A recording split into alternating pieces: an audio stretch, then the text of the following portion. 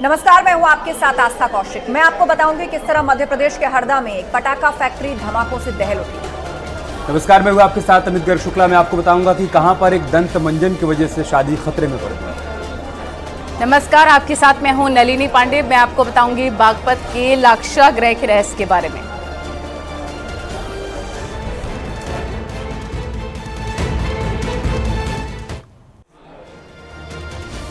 मध्य प्रदेश के हरदा में एक बड़ा हादसा हुआ है। यहां पर एक पटाखा फैक्ट्री में आग लग गई और एक एक करके कई विस्फोट हुए। बताया जा रहा है कि इन धमाकों के बाद 11 लोगों की मौत वहां पर हो गई है।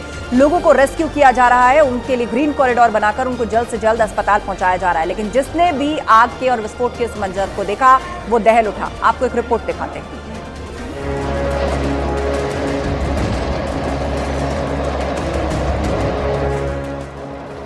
धमाकों से दहला हरदा,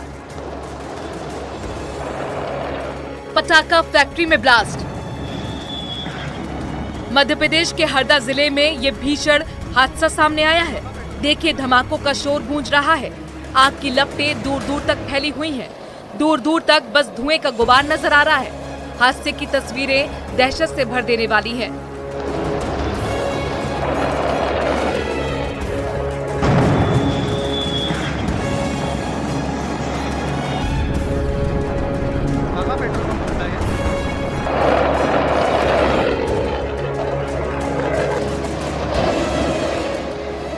हरदा के मरगदा रोड की फैक्ट्री एक के बाद एक धमाकों से दहल गई।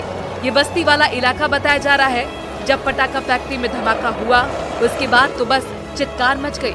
कई लोगों की आवाज हादसे के शोर में ही दब गई। फैक्ट्री के अंदर कई लोगों के फंसने की आशंका है।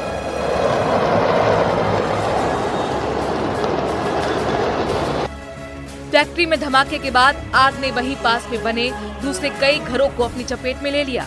आनन फानन में घायलों को अस्पताल ले जाया गया। 50 से ज्यादा घायलों का इलाज किया जा रहा है। सैकड़ों लोगों के घायल होने की आशंका जताई जा रही है। हादसे के बाद प्रशासन तुरंत हरकत में आया। 7 जिलों से फायर ब्रिगेड की गाड़ियां मौके पर पहुंची। 25 दमकल की गाड़ियों से आग पर काबू पाने का काम शुरू हुआ। फैक्ट्री में ब्लास्ट को लेकर मुख्यमंत्री मोहन यादव ने आपात बैठक बुलाई। आला अधिकारियों को दिशा निर्देश जारी किए गए। हरदा से भोपाल तक ग्रीन कॉरिडोर बनाया गया है। प्रशासन लगातार रेस्क्यू का काम कर रहा है ताकि लोगों की जान को बचाया जा सके। भोपाल, इंदौर के अस्पतालों को अलर्ट किया गया है। हरदा में एक बड़ी दुखद घटना घटी है। एक पटाखा फैक्ट्री में विस्फोट हुआ है। इस विस्फोट में अभी तक मेरी जानकारी में लाया गया है कि लगभग 6 लोगों की मृत्यु हुई है और 50 से ज़्यादा लोग इसमें घायल हुए हैं। इस घटना की जानकारी आते ही हमने तुरंत अपने प्रशासन को एक्टिव करते हुए जो हो सकता है वो सब करने के लिए लगभग 50 से ज़्यादा एम्बुलेंस हमने रवाना कर दी है। 25 लोग हमने जिला अस्पताल में एडमिट भी कराए हैं और रेस्क्यू ऑपरेशन अभी जारी है। आसपास के जिलों से हमने एम्बुलेंस, डॉक्टर्स की टीम और स्टेट डिजास्टर रिस्पांस टीम और NDRF की टीम को भी बुलाया है। रिहायशी इलाके के नजदीक फैक्ट्री को अवैध तरीके से चलाया जा रहा था।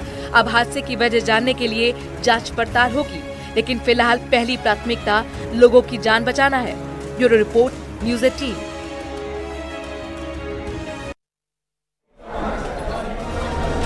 आगरा से चौंकाने वाली खबर सामने आई, जहां पर टूथपेस्ट के चक्कर में पति पत्नी के बीच लड़ाई हो गई और नौबत तलाक तक पहुंच गई।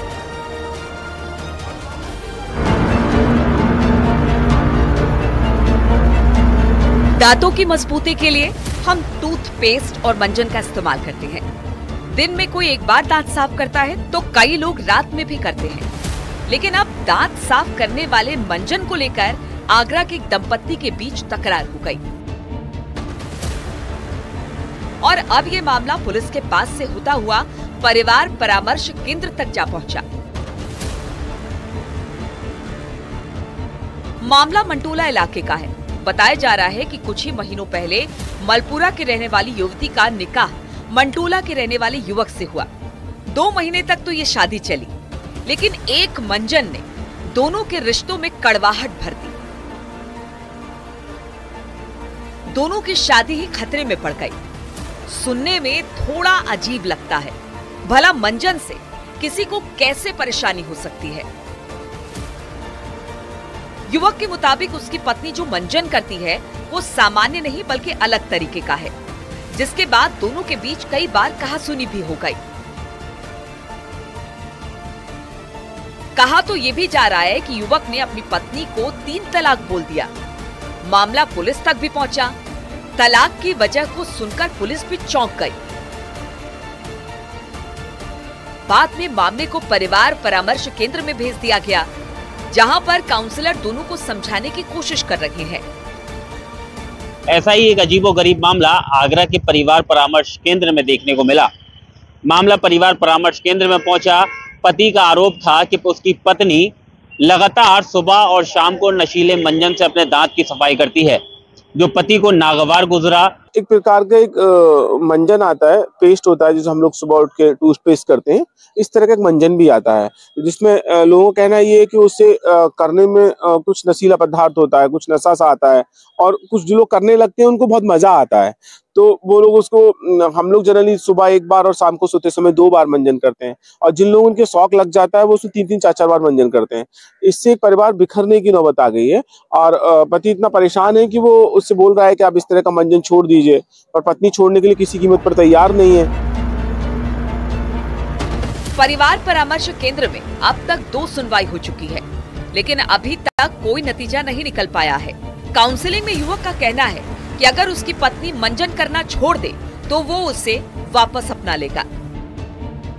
पत्नी भी मायके में रह रही है, और पति है वो, चूंकि उसने परिवार परामर्श केंद्र में हमारे यहाँ पति ने केस डाला है। जनरली होता क्या है कि पत्नियां केस डालती हैं, वो डाल रहा है कि साहब इसकी मंजन छोड़ने की आदत को कम करा दीजिएगा तो हमारा परिवार अच्छे से चलेगा और बच जाएगा। हमने अगली तारीख दी है, देखते क्या हो सकता है। अब परिवार परामर्श केंद्र में 3री तारीख मिली है। काउंसलर्स का कहना है कि परिवार को बिखरने से बचाने के लिए हर संभव कोशिश की जा रही है, लेकिन पति पत्नी दोनों को समझदारी से काम लेना होगा। अगर मामला सुलझ जाता है तो ठीक है, नहीं तो कानून अपने हिसाब से काम करेगा।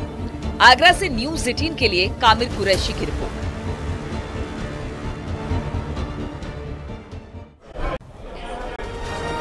और चलिए मैं आपको बागेश्वर से एक अच्छी खबर दिखाता हूँ।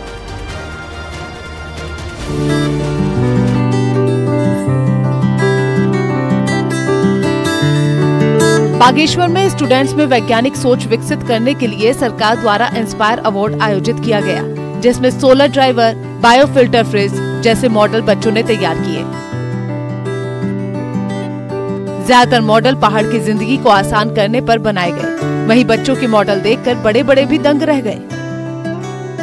बहुत सारे आप देख रही हैं मॉडल आए हुए हैं, कोई सोलर से आए हैं, जैसा कि हमारे भारत सरकार क्योंकि डिजिटल इंडिया से संबंधित आए हैं। कुछ बच्चों ने जो है सोलर से संबंधित इनोवेशन दिखाए हैं। पहाड़ के दुर्गम क्षेत्रों के स्टूडेंट्स अब रोजमर्रा की समस्याओं का वैज्ञानिक समाधान खोज रहे हैं। इंस्पायर अवार्ड प्रदर्शनी में इसकी झलक देखने को मिली। इसके तहत स्टूडेंट्स ने टेक्नोलॉजी के सहारे पहाड़ की जिंदगी थोड़ा आसान बनाने वाले यंत्रों को अपने प्रोजेक्ट के तहत पेश किया। किसानों के लिए सोलर भी झुका, जैसे कि हमने पहाड़ों में देखा जी बंदरों का आतंक बहुत है, और सुअर भी हमारी रात को हमारी फसल को खराब कर देते हैं, जिससे जो हमारे किसान भाई हैं उनकी फसल बहुत नुकसान हो जाती है। उनको बहुत दुख होता है कि उन्होंने इतनी मेहनत से उपजाई फसल को जानवरों ने बर्बाद कर दिया है। पहाड़ों में या तो चट्टानों से टकराने के कारण हो जाती है या फिर खाइयों में मिलने का डर रहता है, तो मैंने एक ऐसा यंत्र तैयार किया है जिससे कि हम सड़क दुर्घटनाओं को कम कर सकते हैं। पहाड़ के ये होनहार अपनी जिंदगी आसान बनाने के लिए हर संभव कोशिश कर रहे हैं। सालों की मेहनत के बाद जब इनमें से कुछ प्रोजेक्ट धरातल पर उतरेंगे तो निश्चित ही पहाड़ के लोगों की जिंदगी भी कुछ आसान होगी। न्यूज़ 18 के लिए बागेश्वर से सुष्मिता थापा की रिपोर्ट।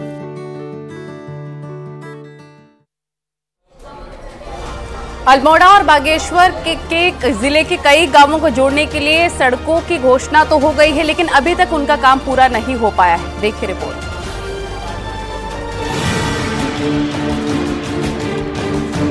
अल्मोड़ा और बागेश्वर जिले में 42 सड़कें स्वीकृति के बाद भी नहीं बन पाई हैं। 42 सड़कों के कटान के लिए 270 हेक्टेयर वृक्षारोपण के लिए क्षतिपूर्ति भूमि की आवश्यकता है, लेकिन जिले में जमीन नहीं होने से मामला वन अधिनियम में फंस गया है। वहीं बागेश्वर में 32 सड़कों के लिए 200 हेक्टेयर क्षतिपूर्ति भूमि की आवश्यकता है।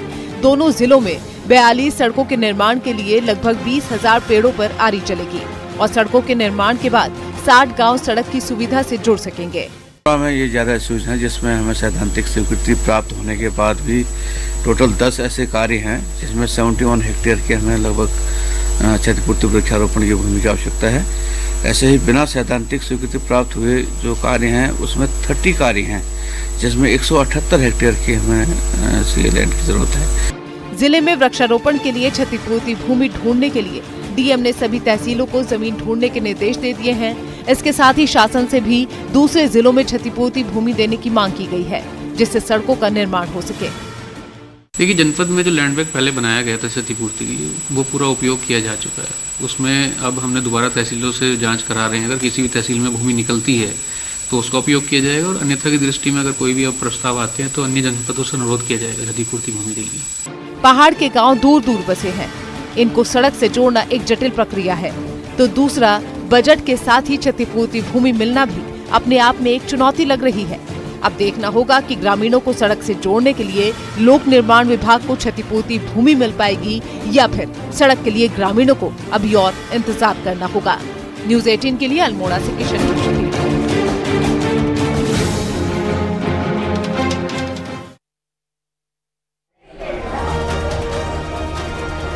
सर्दियां जाने को हैं, लेकिन उसके बावजूद भी उत्तराखंड के कुछ हिस्सों में बारिश हुई है। हालांकि लोगों को असुविधा जरूर हुई, लेकिन किसानों के चेहरे खिले हुए हैं। इस मौसम की बारिश को फसलों के लिए अच्छा माना जाता है।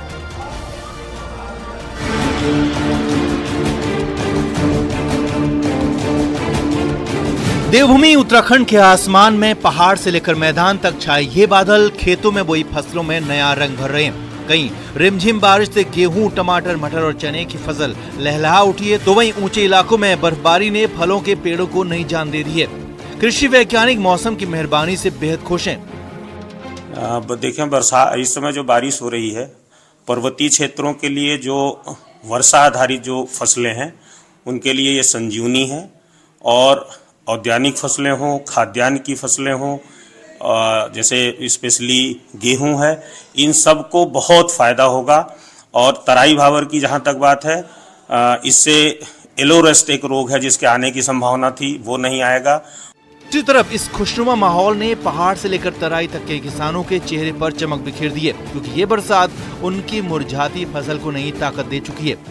बहुत समय से हमारे क्षेत्र में सूखे के हालात थे, नहरें बिल्कुल बंद पड़ी थी, नहरों में पानी था। तो बहुत समय बाद हमारे क्षेत्र में बारिश हुई है और जिससे किसानों के चेहरे बहुत खिले हुए हैं। फसल, ये बारिश नहीं, ये हमारे लिए बिल्कुल ये हुआ कि मतलब सोने जैसी वरदान हुई और हमारे क्षेत्र में बहुत खुशी का माहौल है। जाहिर है, देर से ही सही पूरे उत्तराखंड में मौसम मेहरबान हुआ है और इसका असर जमीन पर भी दिखने लगा है। तो ऐसे में बेहतर फसल आने वाले दिनों में आम लोगों को महंगाई की मार से भी बचाएगी। हल्द्वानी से न्यूज़ 18 के लिए शैलेंद्र नेगी की रिपोर्ट।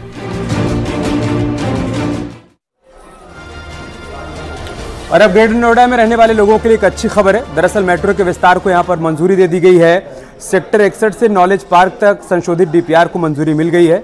एनएमआरसी ने बोर्ड बैठक में इसे मंजूरी दी। सेक्टर 61 से greater Noida west knowledge park तक विस्तार होना है। संशोधित प्लान में 2.5 किलोमीटर रूट और लंबा किया गया है। यहां आपको यह भी बता दें कि इस परियोजना में 11 मेट्रो स्टेशन बनाए जाएंगे।